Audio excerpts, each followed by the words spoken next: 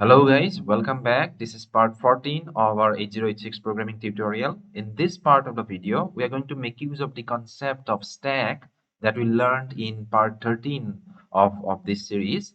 And using the concept of stack, we are going to write this program, display the content of a 16-bit register in decimal format on the screen. However, if you remember, the same program we already have written actually in our part 12 video. So there also we learned like how to display the content of a 16-bit register in decimal format on the screen. Okay, so in this part of the video, what am I going to do is I'm going to sort of rewrite the program that we wrote in part 12. Not exactly rewrite, everything will be same. I mean the concept, the logic, everything will be same. But I'll show you some places where actually we can improve the program, or we should improve the program. Okay, so those parts we are going to modify, and there we are going to make use of the concept of this stack. Okay, then let's begin. So first, let me show you the program that we wrote in part 12. Okay, so this was the program. I mean, this is the. I'll go through the content in a moment, but before that, let me execute this program and show you the output. So tasm pp12.asm and the link pp12 and pp12. So it is showing me a number, and what is that number? Is this number 304. So whatever the number that I write here, say 5436. So if I compile and execute this program, if I compile and execute this program, then you will be seeing the same number on the screen, right? 5436 only. Yes, what we did here is whatever the number it is, we first convert that number to its equivalent string. Not exactly equivalent string. We convert the number into its into sort of a reverse string version of this number. We create that, and then we display the result. And when we display the result, we sort of display the content of the string in reverse order. Okay, and that's how we do the thing actually. Okay, so I'll be coming to this content, but before that, uh, just let me do a recap of this program actually. Now, what this program is doing and how it is doing and all. Okay, so first let me read the program sort of line by line.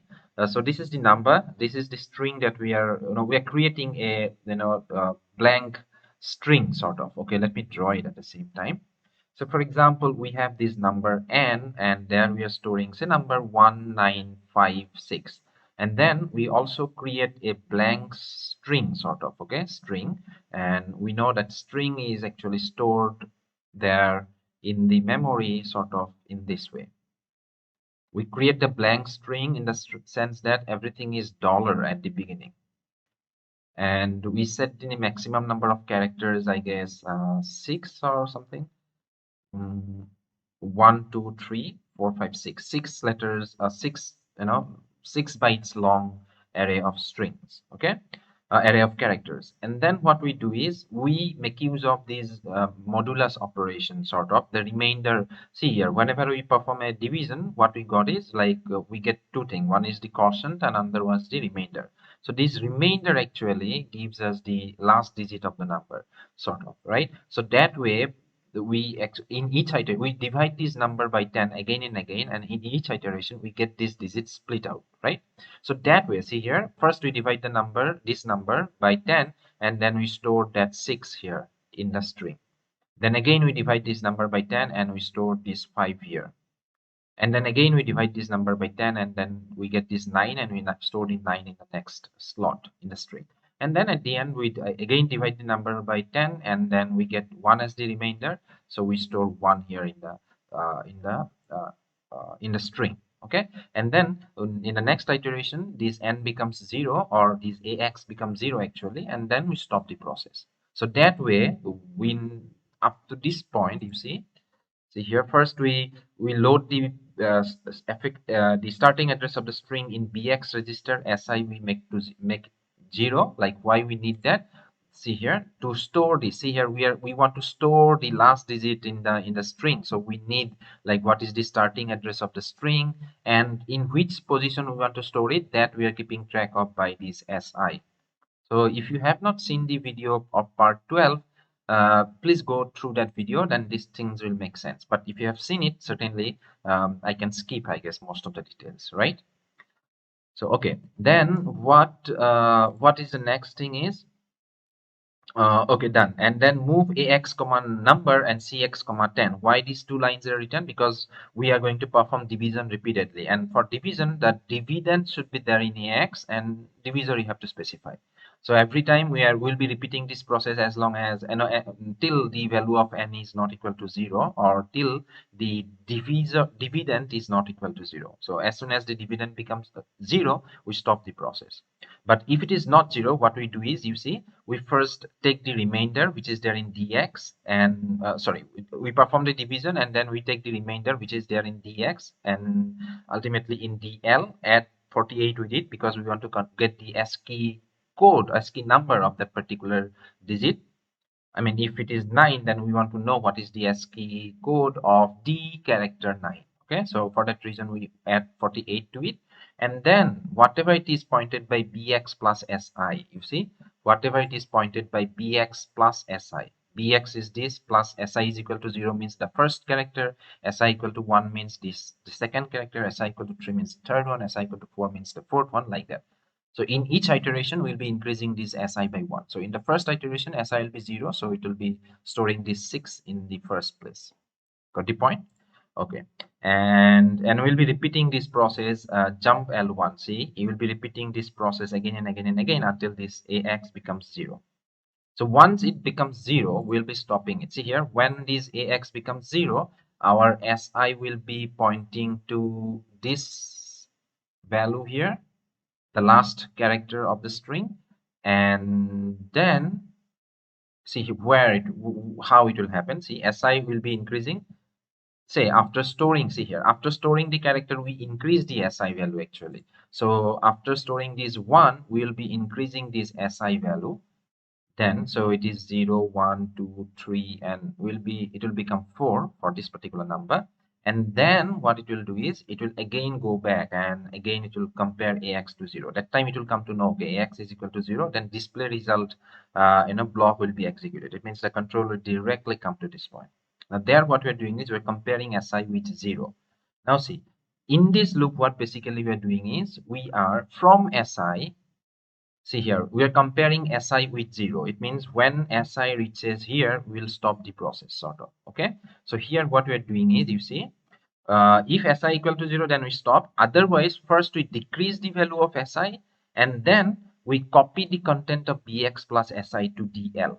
Why? Because we want to display it. Now see, once we store it in DL, then we want to display the content on the screen, whatever it is. See, by storing 228 and calling this int21h instruction means, display the character on the screen. Interrupt is called, and that way, whatever it is the content of DL, it will be displayed. Now see, what the point is, first we decrease SI by 1, and then we read the character. That's what we are doing here. See, at the end, si will be pointing to here. So for that reason, first we'll be decreasing it, and then we'll be displaying the. Now after that, what we're doing, this is your first pass. In the second pass, this was our this is the string that we constructed, where 659 and 1 is there, and these dollar symbols are there, and bx was not changed, so it will be pointing to this. Si was changed to point to this particular point. Done. Up to this point, clear? Yes.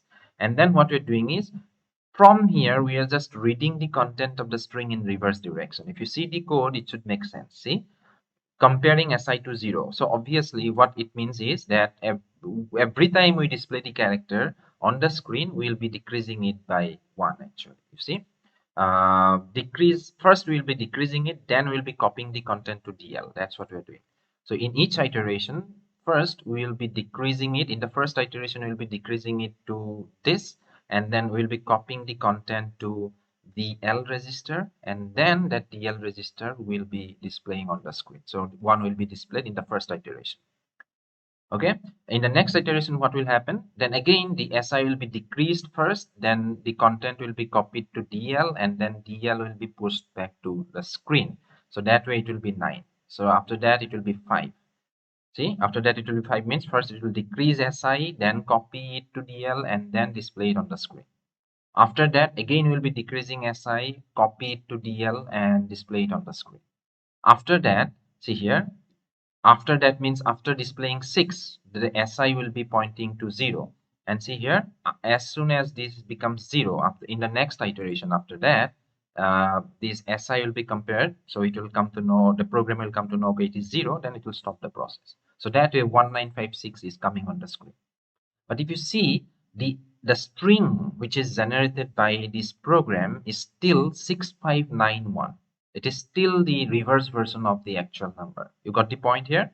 Although it is generating us the output, although it is giving us the output, but the thing is, the programmatically, the program actually doesn't maintain the output. It maintains a a different version of the output, which we have to sort of process to get the actual output, right? So it doesn't actually store the actual output there in the memory. It just stores a a previous point from where we have to recompute the output every time we need it. Got it? So that is the problem actually. From n we get this string 6591. If n is equal to 1956, then from n, after execution of the program in a program variable, we get 6591.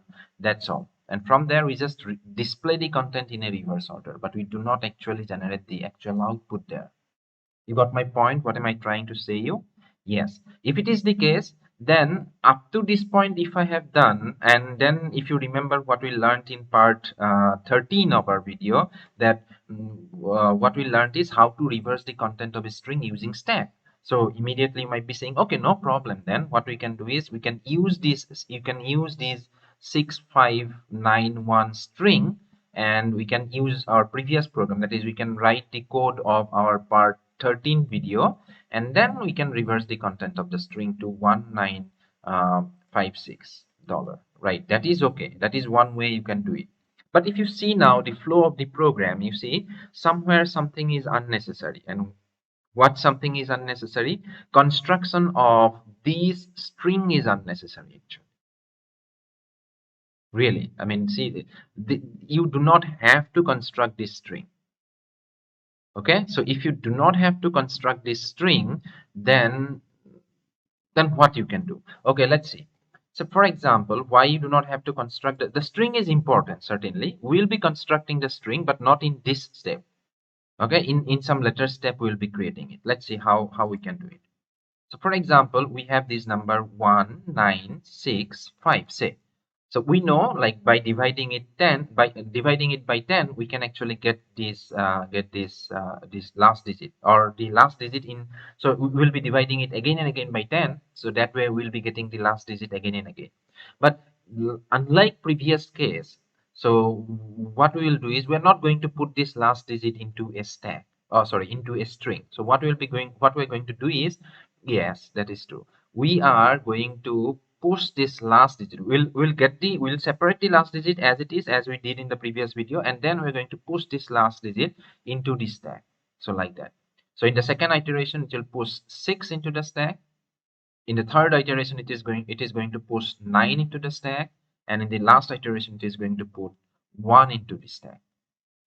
All right, because see, in our previous case, we got the string as 5691. This reverse version of the string we got, right?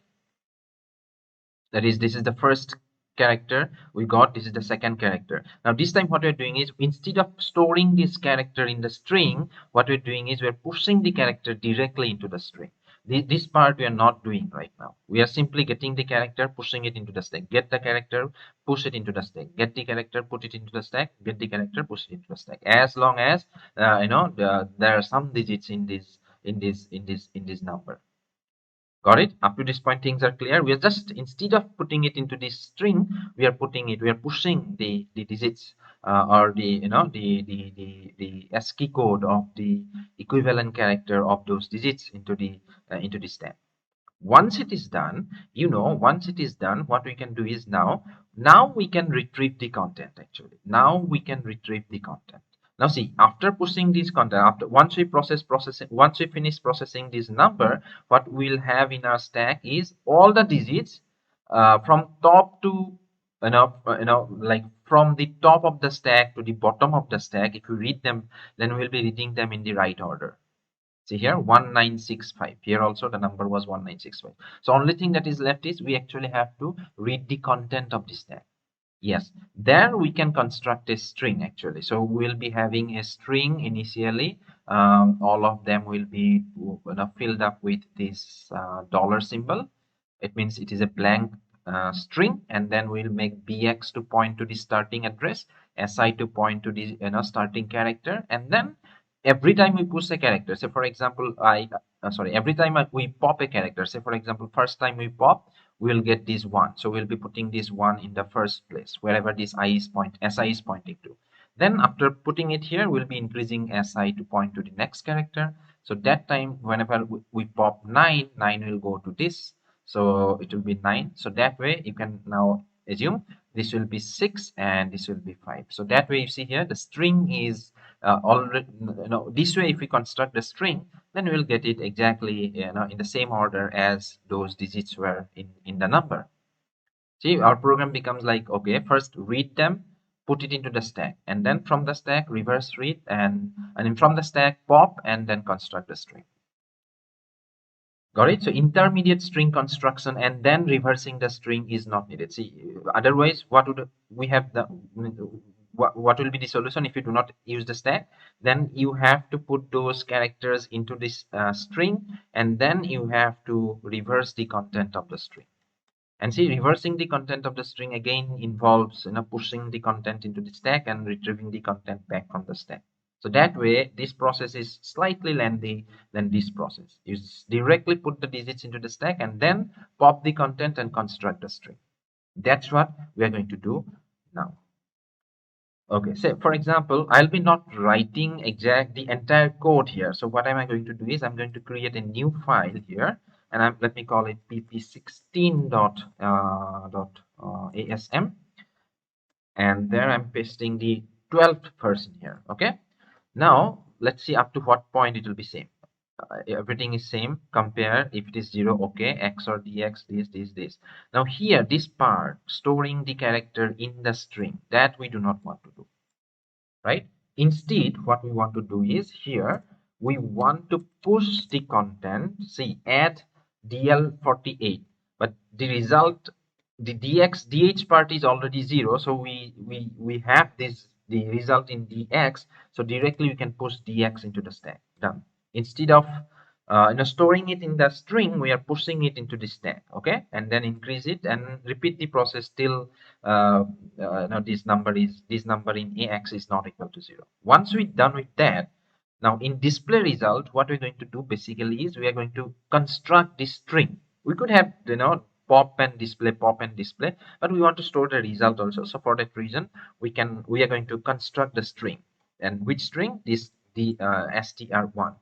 So here what we're going to do is, now see how many times we have to pop, as many whatever it is the value of this si. So basically we can rewrite this part of the code. Display here L2, two levels I have used. Actually I could have used one, anyhow, no problem. This L2 display result, let it be like that. Let me remove this, and this compare si terminate move, no, jump L2. Okay, I'll be rewriting it completely. So what we want to do is we want to pop it SI numbers of time. That we already did, so we'll be doing it in this way. So move to CX register, whatever it is the value of SI, and this is the default counter. Then let it give a name, say for example L2, and then here what we have to do is we have to pop the content to say DX register, and then we want to loop back this L2. L2 did I use somewhere? I hope I didn't. Okay, done. Now this popping out is not enough. We have to construct this string also. And again, as we did here, we're just going to construct the string. So let this si to point to 0. And since we already have stored the content of si in cx, no need, do not need to worry about loss of data. It is already saved. Now si can be reset, and bx is still pointing to the beginning of the array. Yes, okay, that is fine. So in that case, we pop the content of dx, we pop the content to dx register, and after that we will be moving to the memory location bx plus si, whatever it is the content of the dl register. We're setting the character, and after that we will be incrementing this si. Why? Because we want to now point to the next character. So whenever we pop the next element, that should go to the next slot, and like that. And after that, loop L2. So this process will be repeated. These are initialization, and after that this process will be repeated as long as the cx is not equal to 0. It means it will pop as many characters as we pushed into the stack. Okay, and that's all. Now see here, we have not displayed any output. If I execute this program, certainly you're not going to get any output because we just have constructed the string. The string is not displayed. Now let's do it. So now we want to display the string on the screen. So for that reason, load the effective head. It is already there in bx. So instead of loading it to dx that way, we can do in this way also. Move to dx whatever it is the content of bx, right? We are moving the effective address or the starting address of the string to where? To dx register, to this dx register. Okay, so done. Or you could have directly written load the effective address to bx of string 1. Both are same. And after that we have to move 9h to where? AH register. And after that, this instruction in 21h to call the proper interrupt service routine that displays a string whose starting address is there in dx on the screen. And save the program and then compile and re-execute. Okay, this is program number 16.asm. Okay, this is program number 16.asm. .asm pp16.asm. Okay, t-link pp16. Okay, pp16. We get 5436. Is it the output that we were expecting? Yes, 5436 was the number. Now let me write here, say 1092. So our output is 2901. Okay, let's see whether it is the output or not. This. So no, it is not in reverse order. Whatever the number we write, that should be the output, right? I'm sorry. 1092, if it is the input, then output is also 1092. Only thing is what we're doing is we're converting the number into its corresponding string version, right? So if I write 100, then we should get 100. But again, the problem of 0 is still there. If I write 0, I will not get any output, I guess.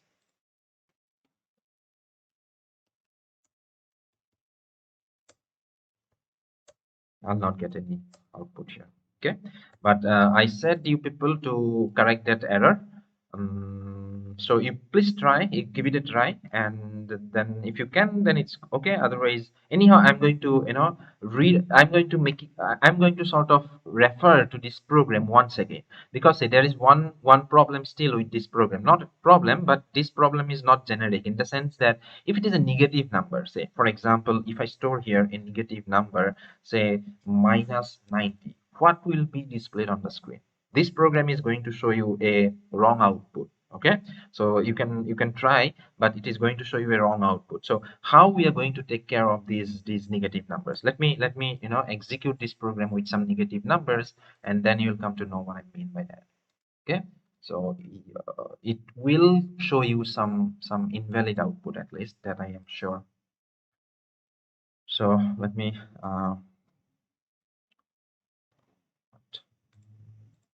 sorry. You now know which software I'm using to record my screen. That's okay. That's not a secret, certainly, right? Everybody uses OBS, I guess. I'm not sure. Some people might have some better, software, but I find OBS good. No, it does a lot of. It makes your task very easy. So anyhow, I'm not advertising, certainly. So what my point was, yes, I was now about to compile this program, tasm pp 16, I guess, .asm. Okay, and let me show you the program. pp16, and the value is -90. Okay, if I give here 90, just let me show you. If I give here 90, the program will give me the output dealing pp16 and then pp16. It will give me 90, no problem. But if I give -90 here, let's see what happens. It shows me 65446. Sort of, you can think of, I mean, it is sort of showing me the number from the reverse end, right? I mean, the maximum limit of 16 bits are like 65,000 something, and -90 is coming like, okay, let me give here a big number, say maybe halfway around 2000, means like within this 2450. Let me see what output it gives. Awesome.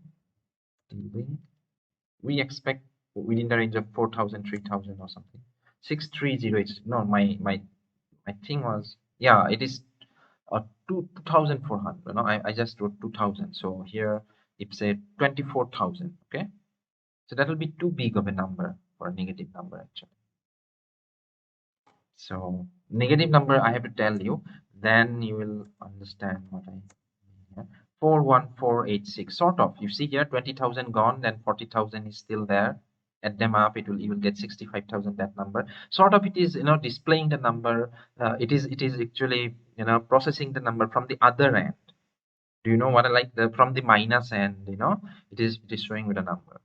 It's just some intuition you can get actually, just by giving different numbers here. You get some idea. But that is my point here. Whatever I say, I cannot justify that this program is giving you a right output for this negative number. If it is -24050, I directly want to see here -24050. I no in not any cryptic way. Okay, so that's the main purpose of writing the program. I mean, whatever the output I expect directly, that should be the output. The output itself I should not process again to make sense, right? Because this is a simple program. Now the thing is, yes, now that part I still have to tell you. I mean, how these negative numbers are processed in 8086 microprocessor, how negative numbers are actually like treated. So those things I certainly have to tell you. That I'll tell you. And another thing is that, what if this means, how we can write the program so that it can take care of this negative part also. I mean, if I write -2400 something, 24,000 something, that thing should come as it is on the screen. So those things I'll certainly be telling you, most probably in the next video. So, but then also I ask people, if you want, you can give it a try. Okay, I guess that much only in this video. So what we did is that we sort of rewrote our program of displaying the content of a 16-bit register using the concept of stack. And this is what we did actually. We splitted the digits, we pushed them one digit at a time, we for the entire number, and then we simply pop the content of the stack into a string, and then we display the string, and this string is our final result, sort of inside the program. So this string, whenever we read this string, we'll get the the equivalent string version of the given number. So that's what we learned in this part of the video. Okay guys, then that much only in this video. See you guys with some new content in the next video. Till then, have a nice day.